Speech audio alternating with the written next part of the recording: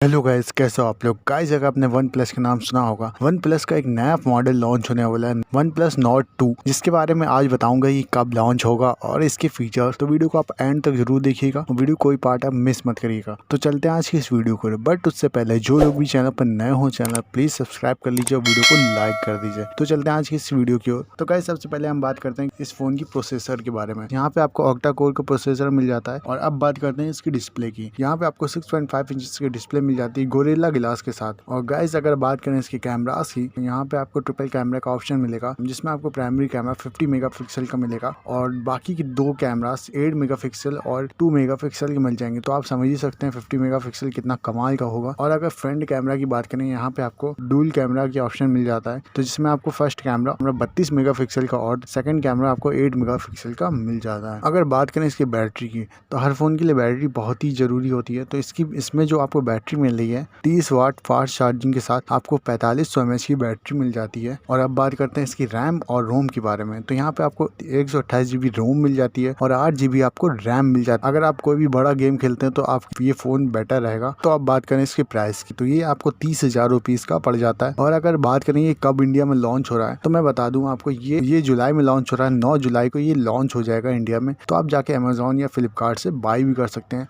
I hope आपको ये video अच्छी लगी हो। तो वीडियो को लाइक करें, चैनल को सब्सक्राइब करें इसी तरीके और वीडियोस के लिए। तो मिलते हैं आपसे अगली वीडियो में, तब तक के लिए बाय बाय, टेक केयर।